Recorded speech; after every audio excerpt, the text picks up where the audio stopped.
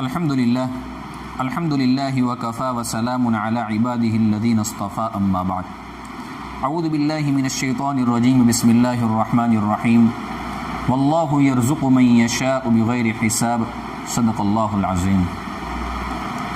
میرے دوستو، دنیا کے اندر آج کے حالات میں بہت سارے لوگوں کو اس بات کی شکایت رہتی ہے کہ یا تو ہمیں رزق ملتا نہیں ہے یا ملتا تو ہے لیکن اس میں برکت نہیں ہے، یا تو پیسے آتے نہیں ہیں یا آتے ہیں تو پھر جاتے کہاں پر ہے یہ سمجھ میں نہیں آتا ہے۔ تو اس کے لیے انشاءاللہ میں آپ کو 2 عمل بتاؤں گا، اور ایک عمل تو خود اللہ کے رسول صلی اللہ علیہ وسلم نے بتایا ہے، اس میں تو کوئی شک کی بات ہے ہی نہیں کہ اس عمل کے اندر فائدہ نہ ہو۔ اللہ کے رسول صلی اللہ علیہ وسلم نے اس عمل کو خود بتایا ہے اور اس کی بے انتہا برکتیں موجود ہیں، اور ایک عمل علماء کا تجربہ ہے، اور دونوں انشاءاللہ آپ اگر ان دونوں عملوں کو کریں گے تو اللہ تبارک و تعالیٰ آپ کو بہت فائدہ دے گا، اور بہت لمبا بھی عمل نہیں ہے، بہت مختصر عمل ہے۔ لیکن اس سے پہلے 1-2 باتیں میں آپ کی خدمت میں بتانا ضروری سمجھتا ہوں۔ ایک بات تو یہ ہے کہ اس عمل کو استقامت کے ساتھ کرنا ہے۔ ایسی بات نہیں ہے کہ اس عمل کو کرنا تو شروع کر لیا لیکن جب آپ کو فائدہ محسوس ہو گیا تو آپ نے پھر اس کے بعد اس عمل کو چھوڑ دیا، نہیں، اس عمل کو استقامت کے ساتھ کرنا ہے، ہمیشہ کے لیے کرنا ہے، کسی بھی حال میں اس عمل کو چھوڑنا نہیں ہے۔ ایک بات تو یہ ہے۔ دوسری بات یہ ہے کہ اللہ تبارک و تعالیٰ اس عمل کی وجہ سے آپ کو انشاءاللہ برکتیں بہت دے گا۔ دیکھو، یہ برکت اور کثرت، روزی کے اندر برکت کا ہونا اور روزی کا بہت زیادہ ہونا، ان دونوں کے درمیان فرق ہے۔ میں آپ کو اس کی ایک مثال دیتا ہوں۔ مثال کے طور پر کوئی بندہ ہے، اس کی جو منتھلی جو انکم ہے وہ قریباً 1 لاکھ روپیے ہے، لیکن اس کی جو مہینے کا جو خرچ ہے وہ قریباً 1 لاکھ سے بڑھ جاتا ہے۔ تو میرے دوستو، یہ تو کوئی برکت نہیں ہے کہ بندہ مہینے کے اندر 1 لاکھ روپے کماتا بھی ہے لیکن اس کے پیسے جاتے کہاں پر ہے یہ اس کو سمجھ میں نہیں آتا ہے۔ ہو سکتا ہے اللہ حفاظت فرمائے، میری بھی حفاظت فرمائے، آپ کے بھی حفاظت فرمائے، کہ گھر کے اندر مثال کے طور پر کوئی بندہ بیمار ہو گیا ہے، ماں بیمار ہے، بیوی بیمار ہے، بہن بیمار ہے، بیٹی بیمار ہے، بیٹا بیمار ہے، یا بندہ خود بیماری کے اندر مبتلا ہے، اور ہر مہینے کے اندر اس کی 50,000 روپے کی دوائیں آ جاتی ہیں، اور 20,000 روپے کہیں اور چلے جاتے ہیں، 10,000 روپے کہیں اور چلے جاتے ہیں، مہینے کے اندر 1 لاکھ روپے کماتا ہے لیکن جاتے کہاں پر ہے یہ بندے کو سمجھ میں نہیں آتا ہے۔ تو یہ برکت نہیں ہے۔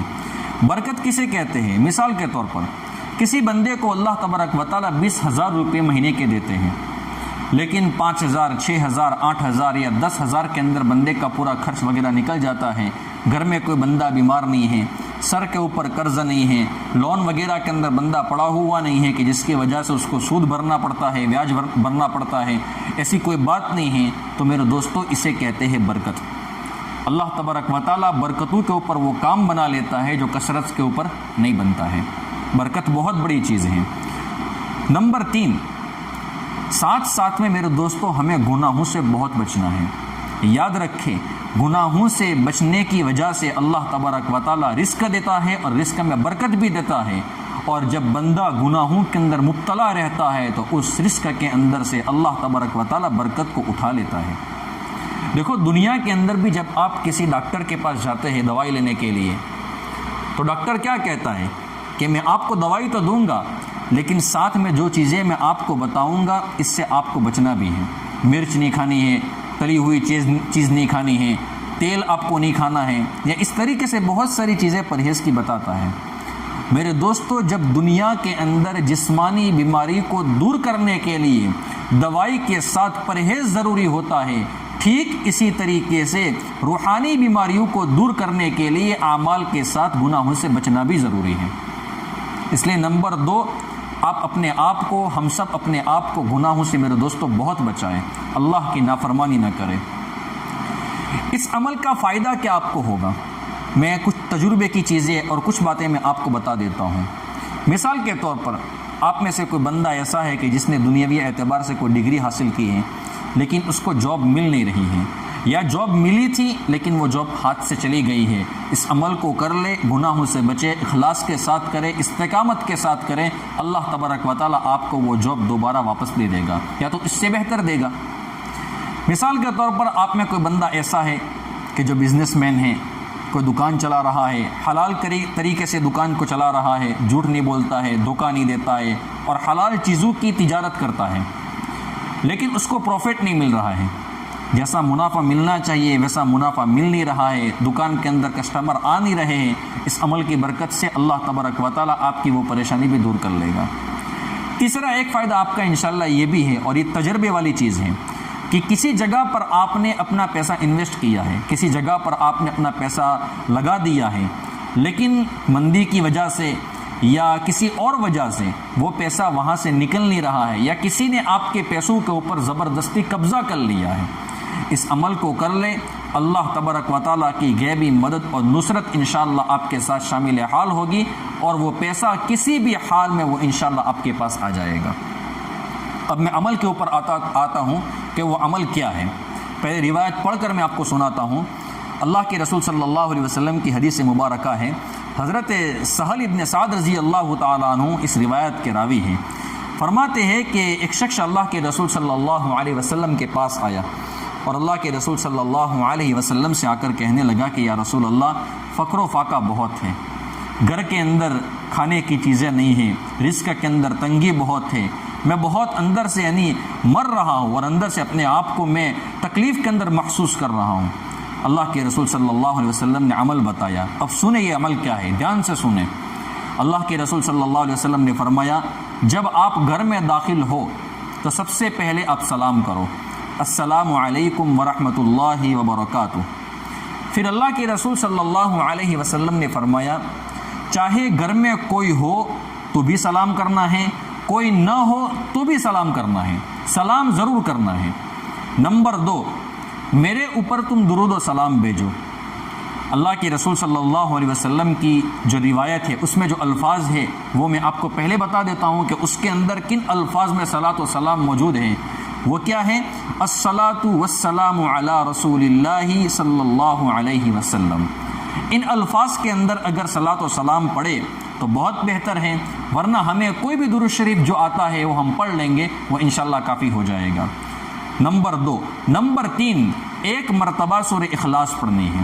سورہ اخلاص قرآن کریم پارہ نمبر 30 میں ہے، قل هو اللہ احد اللہ الصمد لم یلد ولم یولد ولم یکن لہ کفوا احد۔ یہ 3 عمل کرنے ہیں۔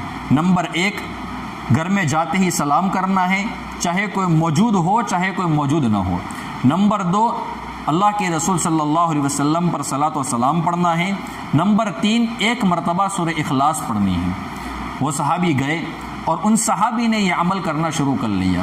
تھوڑے دنوں کے بعد اللہ کے رسول صلی اللہ علیہ وسلم کے دربار میں حاضر ہوئے، اور اللہ کے رسول صلی اللہ علیہ وسلم نے اللہ کے رسول صلی اللہ علیہ وسلم کو یہ فرمایا، یا رسول اللہ، پہلے تو میرے گھر کا حال خود برا تھا، لیکن اب اس عمل کی برکت سے اللہ تبارک و تعالیٰ نے اتنا رزق دیا ہے، اتنا رزق دیا ہے، اتنا رزق دیا ہے کہ میں اپنے گھر والوں کو تو دیتا ہوں، اپنے گھر والوں پر خرچ کرتا ہوں، اپنے رشتہ داروں کے اوپر بھی خرچ کرتا ہوں، حتیٰ کہ اس عمل کی برکت سے اللہ نے مجھے اتنی روزی دی ہے کہ میں اپنے پڑوسیوں کے اوپر بھی خرچ کرتا ہوں۔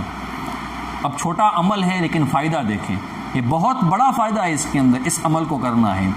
اور اسی طریقے کی ایک اور روایت ہے، حضرت ابو ہریرہ رضی اللہ تعالیٰ عنہ سے منقول ہے، اللہ کے رسول صلی اللہ علیہ وسلم نے فرمایا، جو اپنے گھر میں داخل ہوتے وقت سورہ فاتحہ اور سورہ اخلاص پڑھے گا، اللہ تبارک و تعالیٰ اس سے تنگ دستی کو دور کر دے گا، فراوانی اللہ تبارک و تعالیٰ دے دے گا، برکت اللہ تبارک و تعالیٰ دے دے گا، اور خوشحالی اللہ تبارک و تعالیٰ اس کو عطا فرمائے گا، یہاں تک کہ وہ بندہ اپنے پڑوسیوں کے اوپر بھی خرچ کرے گا۔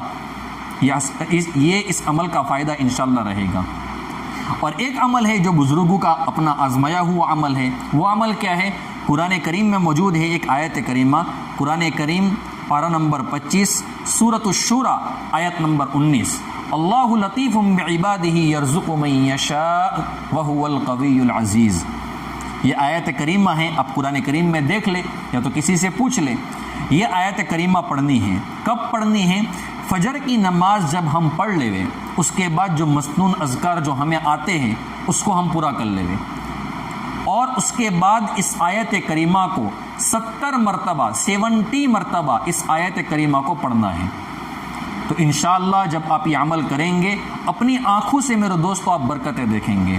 اور ایک عمل اور کرنا ہے، وہ کیا ہے کہ پوری دنیا کے اندر جتنے بھی مسلمان اس وقت بسے ہوئے ہیں، یا جتنے بھی مسلمان جہاں پر بھی ہیں، اور جتنے بھی لوگ رزق کے معاملے کے اندر پریشان ہیں، آپ اللہ کے سامنے یہ دعا کریں کہ یا اللہ جس طریقے سے میں رزق کے معاملے کو لے کر پریشان ہوں، پوری دنیا کے اندر جتنے بھی لوگ اس چیز کے اندر پریشان ہو، اے اللہ اپنے فضل اپنے کرم سے ان کی پریشانیوں کو دور کر لے گا۔